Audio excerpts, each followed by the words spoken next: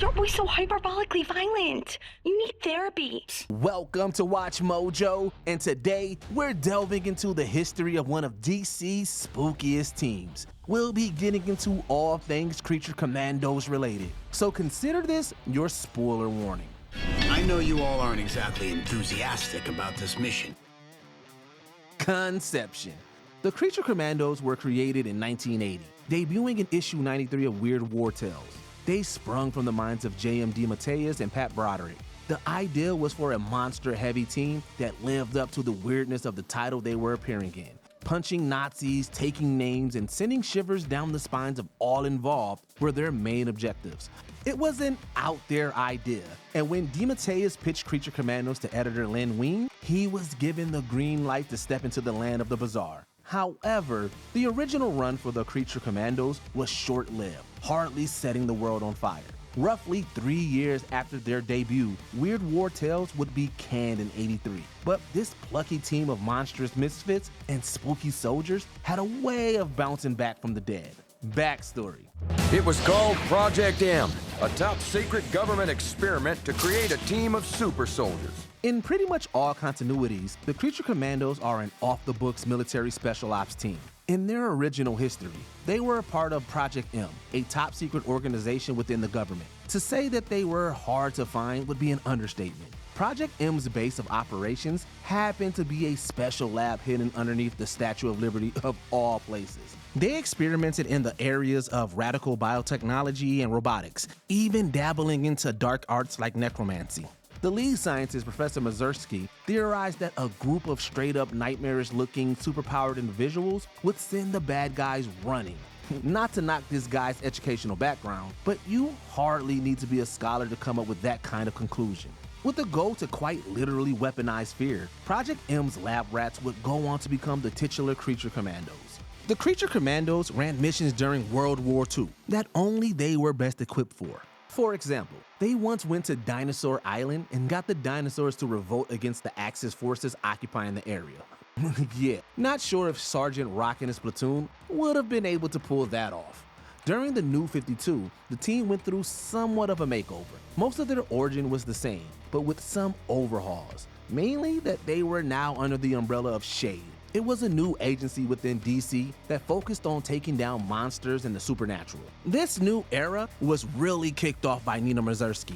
Wow, another Mazersky. What are the odds? In this rebooted continuity, she was a scientist who developed the first Commandos. When they ended up being faulty, she went back to the drawing board. Once she made a revised version, she willingly turned herself into a fish woman and became a commando herself.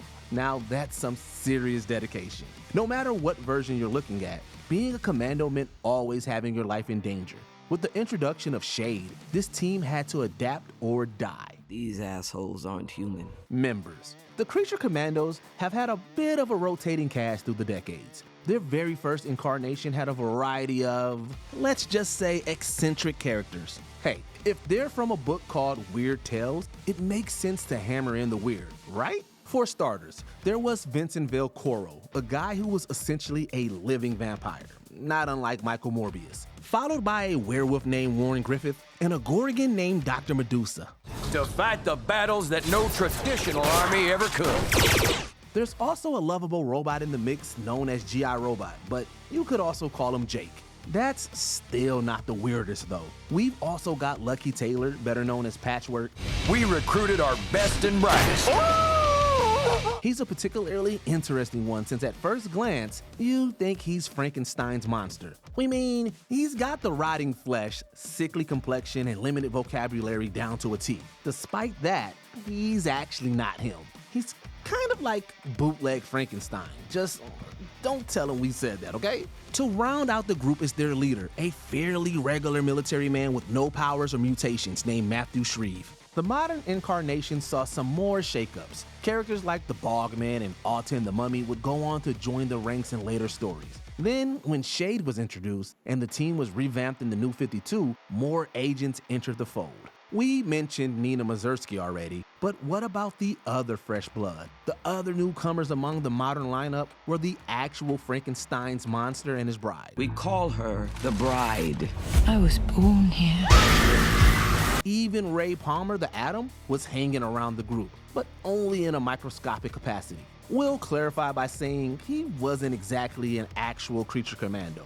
He was just working for S.H.A.D.E as a scientist and occasional field agent / hero. But still, that tiny bit of overlap is pretty cool, right? Though the team has varied from time to time, every version is pretty much guaranteed to be filled to the brim with the most powerful and vicious monsters you've ever seen.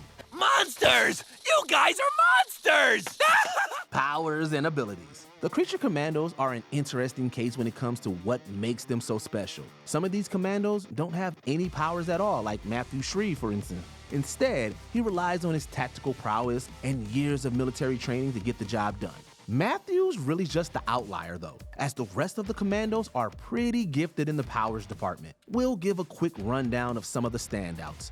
Vincent Velcoro has vampirism, meaning he can fly with his wings, use super strength, and even become a bat.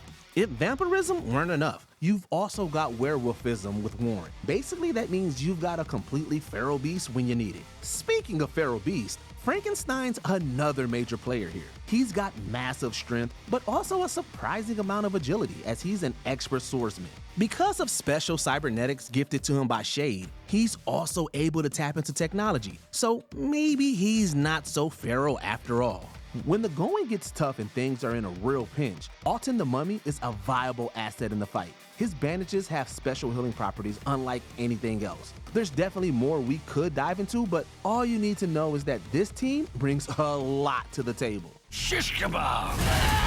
Before we continue, be sure to subscribe to our channel and ring the bell to get notified about our latest videos. You have the option to be notified for occasional videos or all of them. If you're on your phone, make sure you go into your settings and switch on notifications.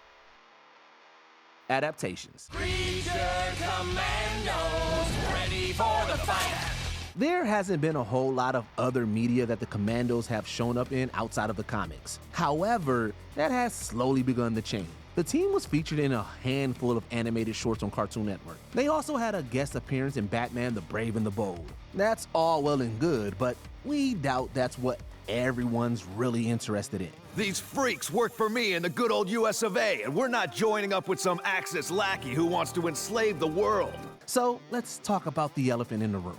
The Creature Commandos happen to now be the stars of their very own TV show. The animated Max original has more major implications than you might think. That's because this project is the first real glimpse we have at DC's newest cinematic universe. Technically, the upcoming Superman movie is considered the official launching point for the DCU, but Creature Commandos comes out before that. So, in a way, it's up to them to make a great first impression. No pressure or anything. The show's roster is a pretty interesting one.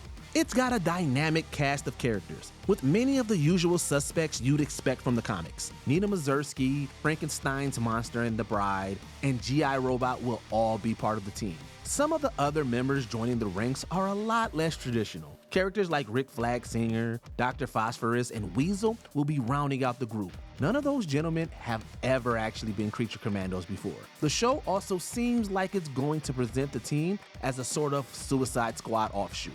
Task Force M kind of gives that away.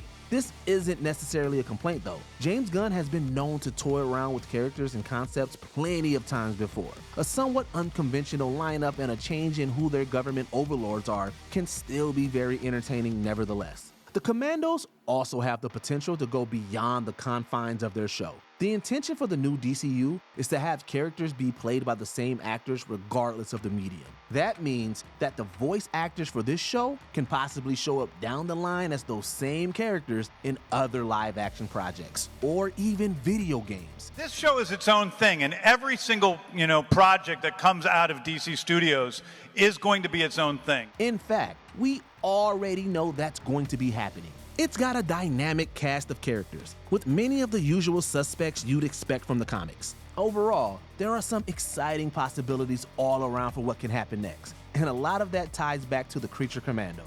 For a group that seemed like nothing more than a team DC would prop up for Halloween, the Commandos are just getting started. Sometimes the best heroes aren't the noble ones, they're the terrifying ones. Die, Nazi! He's not a Nazi, G.I. Oh, okay. Are there any traumatizing tidbits about this team that we missed? Let us know in the comments down below. And also, let us know if you're looking forward to the new Creature Commandos TV show. You wanted monsters, you got monsters. Did you enjoy this video? Check out these other clips from WatchMojo, and be sure to subscribe and ring the bell to be notified about our latest videos.